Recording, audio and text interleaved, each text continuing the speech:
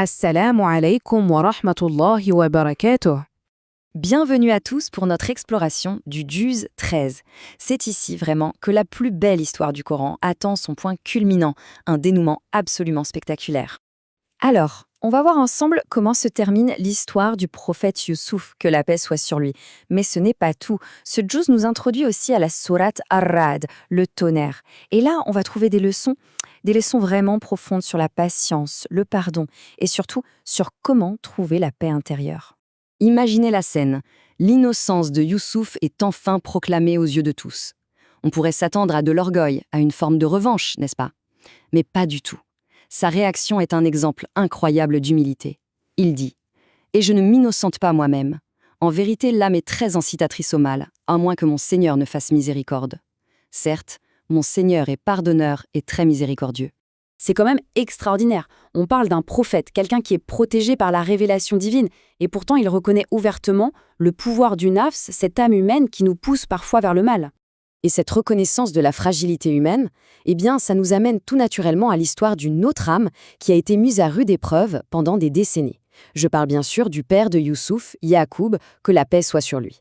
Pendant toutes ces années où Youssouf était en prison, son père, Yacoub, vivait une douleur immense, une perte terrible. Mais la façon dont il y a fait face, c'est une leçon absolument intemporelle sur la résilience spirituelle. Cette patience si particulière, on l'appelle le sabrun jamil, la belle patience. Il a tellement pleuré qu'il en a perdu la vue. Mais attention, sa plainte n'était pas pour les autres. C'était une conversation intime, privée, avec son Seigneur.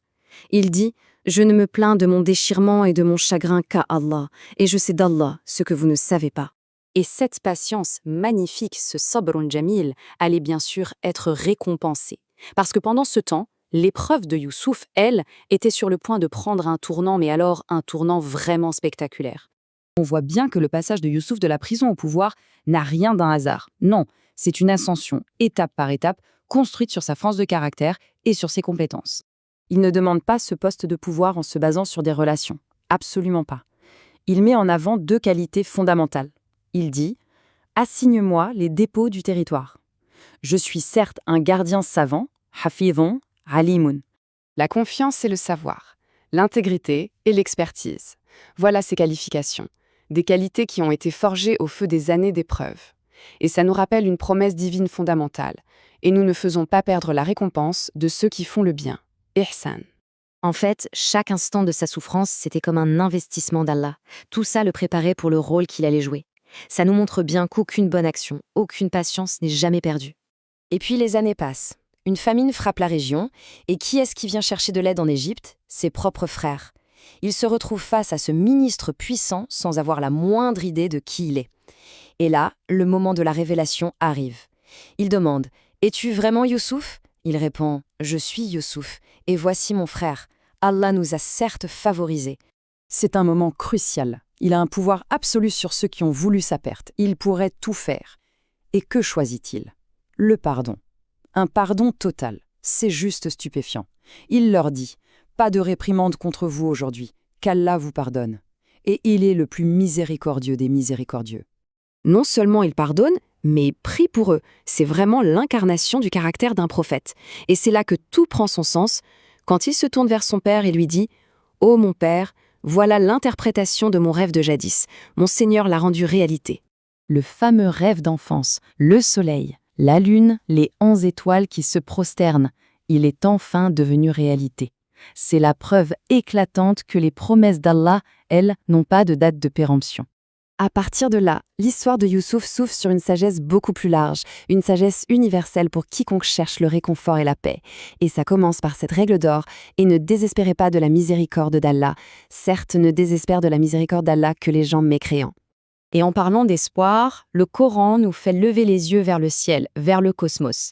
Il nous révèle quelque chose de magnifique. Même la nature, dans sa puissance, est en état d'adoration.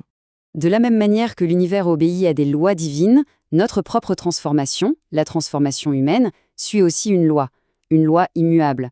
En vérité, Allah ne modifie point l'état d'un peuple tant que les individus qui le composent ne modifient pas ce qui est en eux-mêmes. Le message est clair. Le vrai changement, il commence à l'intérieur de nous. Et si le cœur est anxieux, S'il est agité, alors il y a un remède. Un remède simple, direct et incroyablement puissant. N'est-ce point par l'évocation d'Allah que les cœurs se tranquillisent? Et il faut bien comprendre que ce n'est pas juste une suggestion, une sorte de peut-être que ça marchera. Non, c'est une affirmation, une réalité divine. La paix véritable du cœur ne se trouve que dans le souvenir d'Allah. Et pour finir, revenons à Youssouf. Il est au sommet. Il a tout ce qu'on pourrait désirer, le pouvoir, sa famille réunie. Et pourtant, quelle est sa dernière prière? Elle nous rappelle à tous quel est le véritable objectif. Mon Seigneur, fais-moi mourir en musulman et joins-moi aux vertueux. Jazakumallahu khayran. Wassalamu alaikum wa rahmatullahi wa barakatuh.